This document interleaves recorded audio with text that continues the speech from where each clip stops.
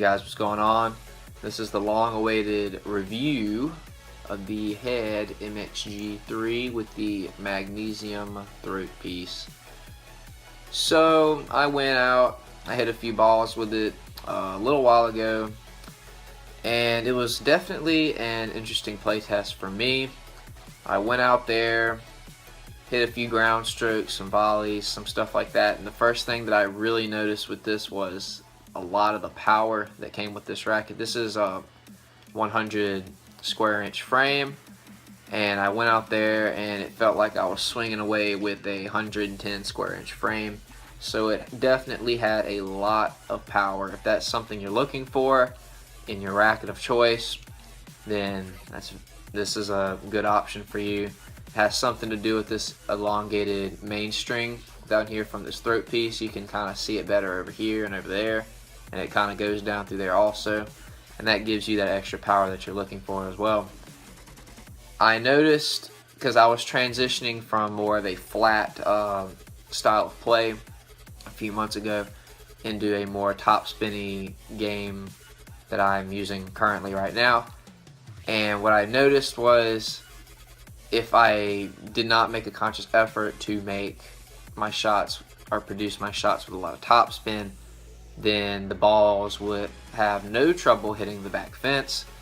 So I really had to put a lot of top spin on my shots, and when I was able to put the top spin on my shots and really go out to the ball a lot more, then I was able to really use the power of this racket along with my own power and spin to produce a nasty ball. It was really fast, probably some of the faster shots that I've hit in my playing career as well.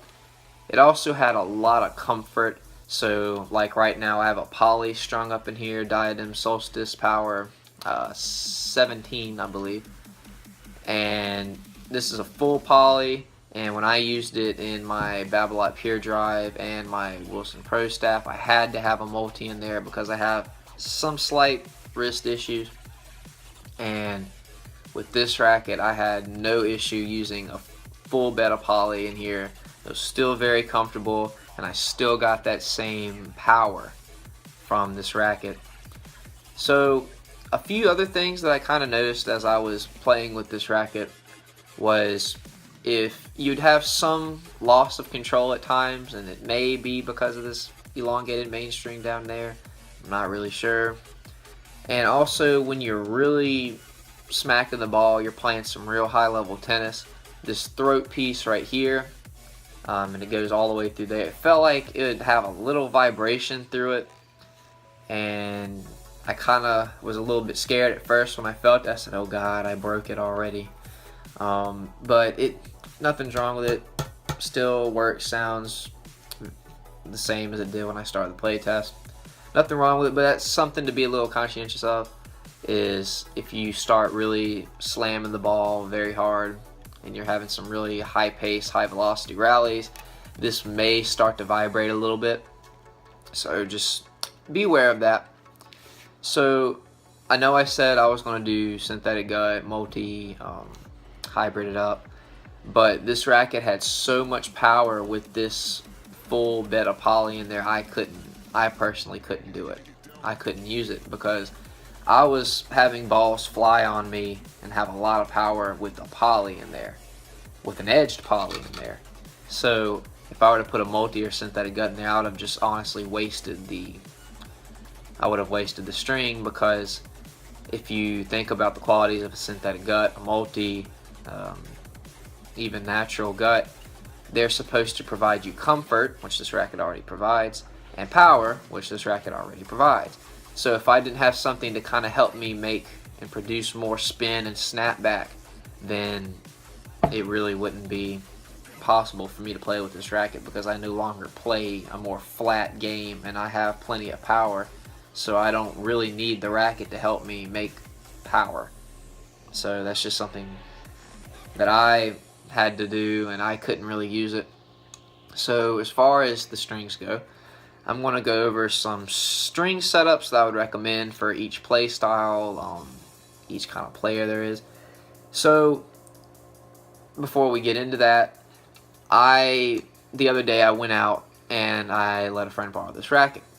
And this friend of mine doesn't really play a lot, and we had gone out and played before, hit around a little bit, and they had trouble getting the racket, or getting the ball rather, in the court. Had a lot of trouble doing that, but with this racket they had no problems getting the ball over the net. So this is, for me, I feel like it's a very good beginner racket, or a very good intermediate racket, or if you're looking to add that power to your game. That being said, if a beginner was using this racket, I'd probably recommend something like a synthetic gut at first. So they get the ball over the net, kind of get used to that little bit of power, get used to the swing instead of tensing up. They're not really tense, they're more relaxed, and they start to learn proper swing mechanics. An intermediate, depending on their play style, I would probably say a synthetic gut for more of a counter puncher, and more of possibly a poly for a more aggressive player. And for an advanced player that's trying to use a racket like this, depending on what you want, if you play with a heavy topspin game, this racket is going to be for you, because it's going to supply you all the power that you're ever going to need, and a lot of comfort as well. So you can string this bad boy up with a poly, and it's not going to give you any troubles whatsoever.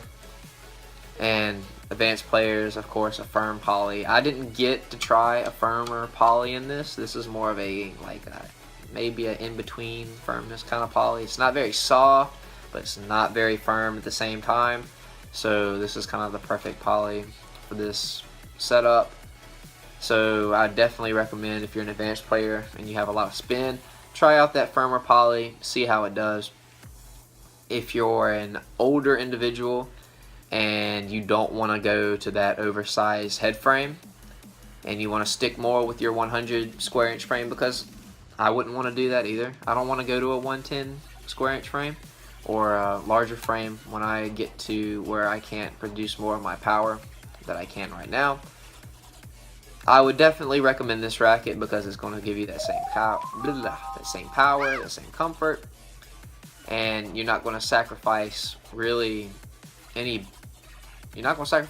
like drawbacks or benefits of that 110 square inch frame, because you're going to have that same power, that same comfort with this, and you're going to get more control with the 100 square inch frame than you would that 110. So depending on what you want, I'd recommend putting a multi, synthetic gut, poly in there, depending on how you play.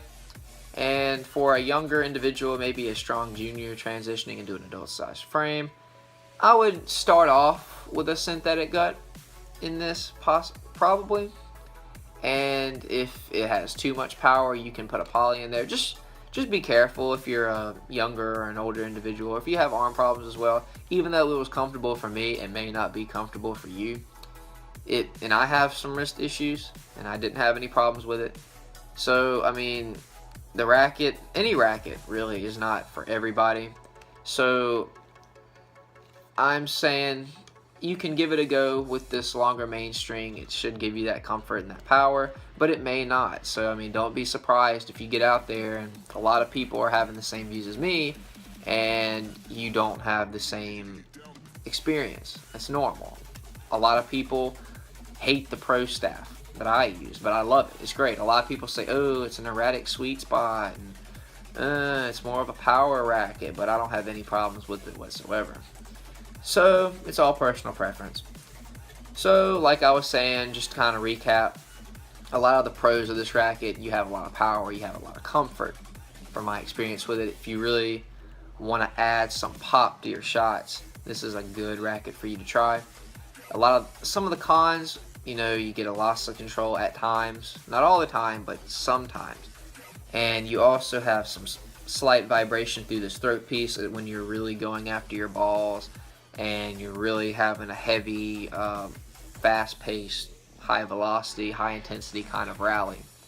So just be wary of that. And if you hit with a lot of top spin and you're kind of losing some depth because you're hitting with so much spin, or if you're looking to add some power to your game or some comfort to your game without going to that oversized head size, or you're going to a different string, then this is definitely the way to go. So I hope you guys enjoyed. I'll throw some hitting clips in here, and just to kind of explain some of the hitting clips, I went and what I recorded on was the ball machine. I got my brother to record it because I didn't have anybody else to record me hitting with this racket. So I hit with the ball machine. I was really able to grind the forehand, the backhand. I really enjoyed this racket when I was going for my shots and I had a lot of spin on them. And I really enjoyed this racket when I was trying to hit a drive volley. Didn't really enjoy it on the more subtle shots like the slice, the drop volleys, just because of that power it gave me, and I found it a little bit more difficult to do that.